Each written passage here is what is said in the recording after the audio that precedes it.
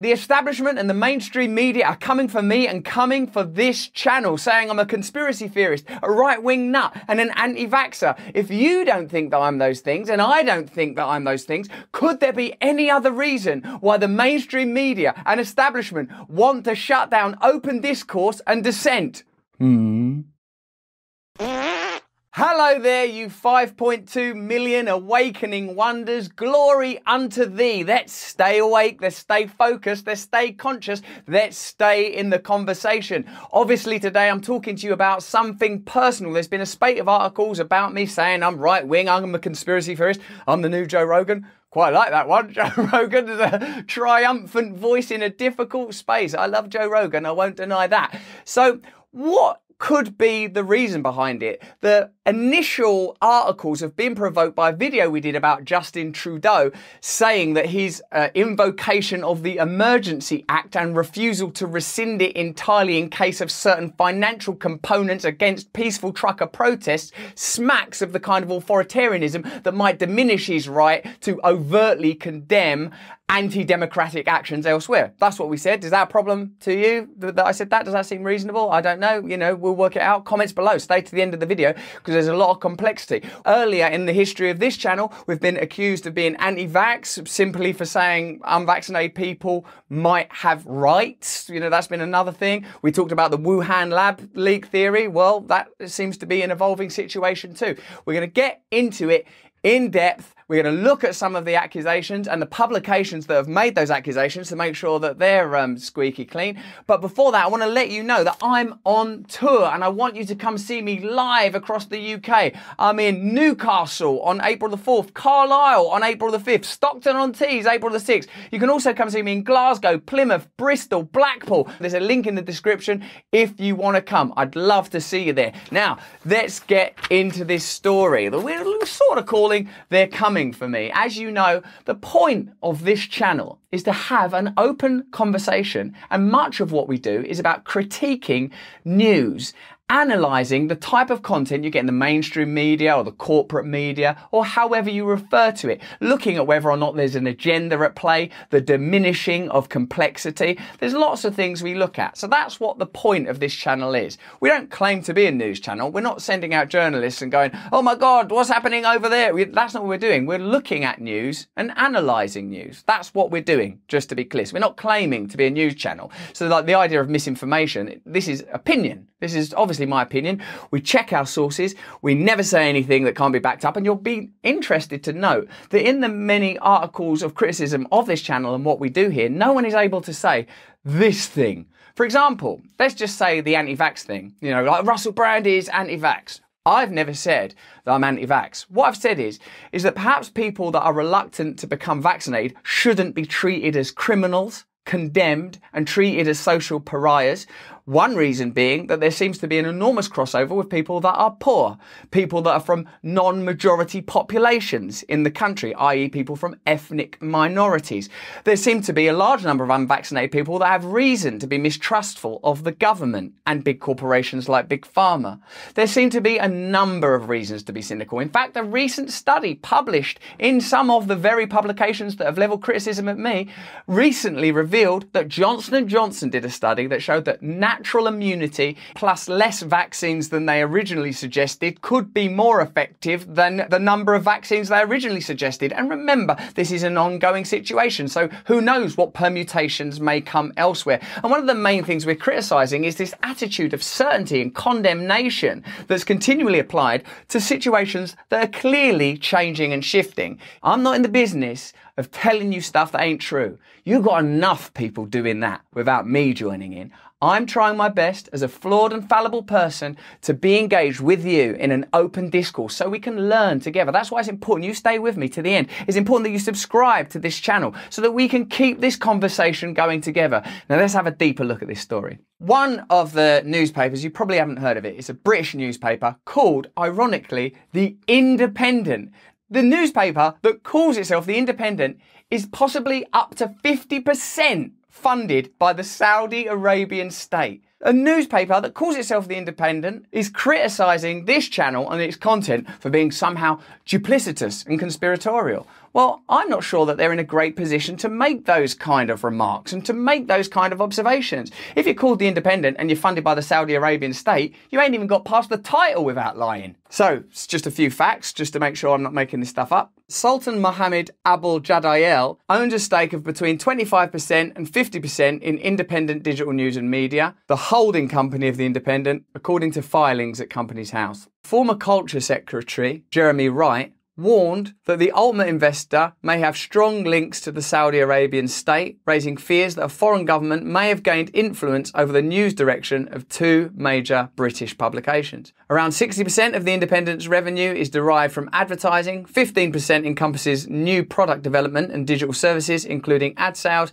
data and technology support. You know, because we've done it before, that the mainstream media channels in the United States make a significant amount of their money from tracking your data, bundling your data, and selling your data. That's not contested. That's how the media operates. That's aside from their conventional funding through advertising models. So I think it's important, isn't it, that you understand where this information comes from. Major media corporations increasingly rely on a vast ecosystem of privacy violations, even as the public relies on them to report it. News sites' user tracking has only gotten more extreme. In 2020, a study published by Ghostery, a company that provides tools to block third-party data collection, found that news websites contained the most trackers globally, more than business, banking, entertainment, or even porn. So you're more likely to be tracked by looking at legacy media sites than you are if you looked at a porn site or an entertainment site. So how are you going to get honest, independent reporting from those guys? And it sort of makes sense, doesn't it, that they would be threatened by any other source of information, particularly if that source of information is open about our own fallibility, willing to be mutable and to change the conversation as new information comes available. No ties at all to giant business corporations, although I recognise we're on a big tech platform and we have an ad revenue model so that we can pay staff and run a business and it exists in the real world. That is something that we do. We're clear about that. We want to be part of an open conversation with you. We want to provide alternative narratives, and not only provide the narratives, invite you to create the narratives with us. Because do you know one thing I know? I don't know what's best. I've made a lot of mistakes. I've been wrong many times, but I'm beginning to think I'm right about this. The mainstream media is not your friend. The culture is not your friend. The government is not your friend. Big business is not your friend. They are operating collegiately in unison to create a set of systems that are beneficial to them and disadvantage you. The biggest threat to their power comes from unionization and mobilization of large groups of people. They're so nervous about it. They're so aggressive about it. They're so protective about it. It makes me think that they've got an agenda. The video that's got them all heated up and cross is one we made about Justin Trudeau and Justin Trudeau's introduction of emergency powers to shut down trucker protests, which were largely peaceful, which we said on this channel, that if you shut down peaceful protests, what you're essentially doing is trying to control dissent. Now, look at the next level. If someone points that out, you try to shut down that person. You've got to stamp it out like whack-a-mole, like the old woman that swallowed a fly. You've got to swallow a frog and an horse and a cat and a cow to just prevent the truth from getting out, that these people are not what they claim to be. They're not running fair liberal democracies. They use the aesthetic of fair liberal democracies. They look presentable and they say nice things about being respectful and loving to people from a variety of communities, as we absolutely must be if we're ever to build a decent and better world. But when you have a centralised state, centralised corporate control, centralised dominator culture media, we don't have the opportunity to build these communities. All we pointed out is that Trudeau's introduction of emergency measures to shut down largely peaceful protests in Ottawa was at odds with the kind of democratic principles he was espousing when critiquing Russia's horrific actions in Ukraine. Let's note, for example, as Chrystia Freeland pointed out,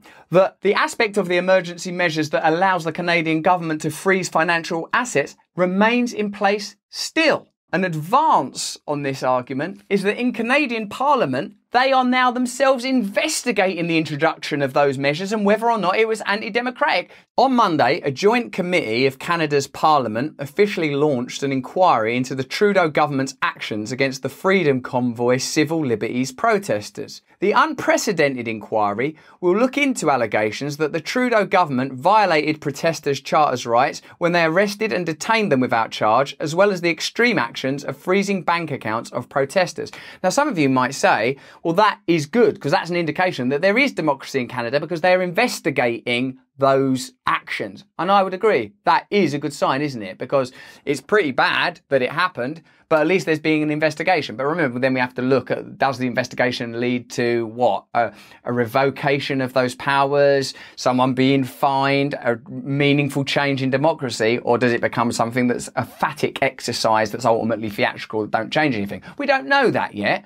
I've got my suspicions. The committee is made up of several Liberal Party and Conservative Party appointees, as well as appointees selected by the New Democrats. Much of the investigation will look at Trudeau's attempt at justification for invoking the Emergencies Act. Now, of course he'll be able to justify it, and of course no one in their right mind would say that these actions, which I personally disagree with, are comparable to the military action happening elsewhere in the world. Of course, there's no comparison to be made. But what I think is worth observing is the way that our democracies are altering, the way that our reporting on democracy is altering, the way that conversation is being closed down. What it seems like to me is that for a number of varying reasons, whether it's anti-fascist or anti-this or anti-that, conversation is being shut down. The ability to communicate is being shut down. The ability to criticise power is being taken away.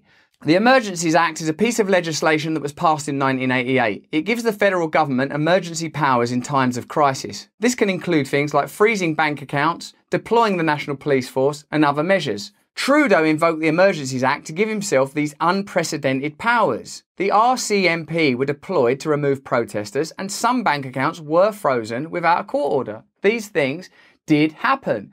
Now, you decide for yourself. You're an intelligent person. What's the problem? That happening, or someone telling you that that's happening and suggesting that that happening might be a problem? And what do you think the role of the free media is? To point out that things like that are happening, or to shut that down, or mitigate it, or back up power? Many feel that it's an abuse of power and that it should only be used in cases of true emergency, not to shut down speech. In another separate committee, MPs were warned by Assembly of First Nations National Chief Roseanne Archibald that the unprecedented decision to invoke the Emergencies Act had broad spectrum consequences. My concern is the Act is a tool, and the tool itself can actually name and actually place labels upon people, Archibald said.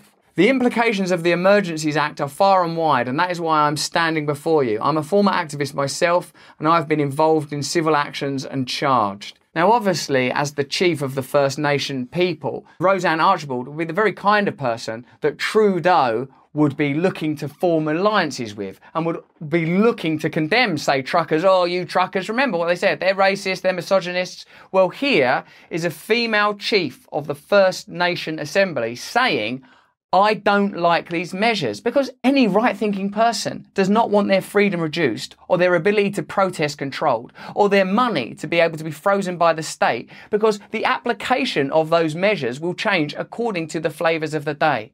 A little while ago, you couldn't talk openly about so many aspects of the coronavirus pandemic. Increasingly, those protocols are altering, sometimes because new information is revealed, but sometimes it's because the attitudes have changed. And I believe that you should be able to have an open conversation and be wrong all of the time, because this is a democracy. I don't want to be told what I can say and what I can't say and be shut down and not have the ability to protest. Can't you see how it's closing in? They can shut down your bank account. They can stop you protesting. They can stop people on the internet saying, hey, what about this protesting being shut down? Why would you do that if you didn't have an agenda? And I'm sure many of the people that work at individual newspapers don't know that they're operating on behalf of that agenda. But as Chomsky famously said, if they didn't share that agenda, they wouldn't even have that job in the first place. Under Mr. Trudeau's decree, police had the authority to push back crowds on foot or with horses, use pepper spray, enter trucks and other vehicles by whatever means necessary, and make arrests en masse. The Canadian Civil Liberties Association at the time stated the federal government has not met the threshold necessary to invoke the Emergencies Act. This law creates a high and clear standard for good reason. The Act allows government to bypass ordinary democratic processes. This standard has not been met. The Emergencies Act can only be invoked when a situation seriously threatens the ability of the Government of Canada to preserve the sovereignty, security and territorial integrity of Canada, and when the situation cannot be effectively dealt with under any other law of Canada. That's the Canadian Civil Liberties Association. We've already heard from the leader of the First Nations, and in their own parliament there's an inquiry. So evidently there is good reason to suspect that undemocratic action took place in Canada, and that is all I said. And for that, I am labelled a conspiracy theorist, charged with being a right-wing person. I know some of you are right-wing people, and guess what? I don't mind what you believe in. I'm sure you believe stuff that I don't believe, and you know stuff I don't know. And perhaps together we will discover that we have more and more in common. And perhaps together we will start to realise that the mainstream media is not our friend, and that the government is not our friend, and that our culture is operating to keep us separated from one another. And we must continually look for opportunities to communicate openly and honestly, and become circumspect and indeed downright suspicious about the agenda of newspapers that call themselves The Independent, while they're owned, at least in significant part, by the Saudi Arabian state. Do your own research on how independent they're likely to be with that kind of alliance. But that's just what I think. What do you think? I might be wrong. I want your comments. I want to learn from you. I'm not so arrogant as to believe that I know stuff you don't. I know you've suffered things that I don't understand. I'm not like the mainstream media that thinks they know better than you, that think you're dumb and stupid and your job is to sit down and obey. I believe you should have a voice. I believe you've got rights, and I believe the time is coming where we're gonna need to express them. Hit me up in the comments below. What other stories would you like to see us communicate about? If you're not subscribed yet, join us. Subscribe. Be a part of this movement. If you enjoyed this video, have a look at this one that I mentioned earlier, or have a little look at this one. If you want to come and see me live, I'm live all over the UK. I'm up in Scotland, I'm down in Plymouth, I'm in Bristol, Carlisle and Newcastle. There's a couple of tickets left. There's a link in the description. Come be with me. Togetherness, unity and you. Stay free.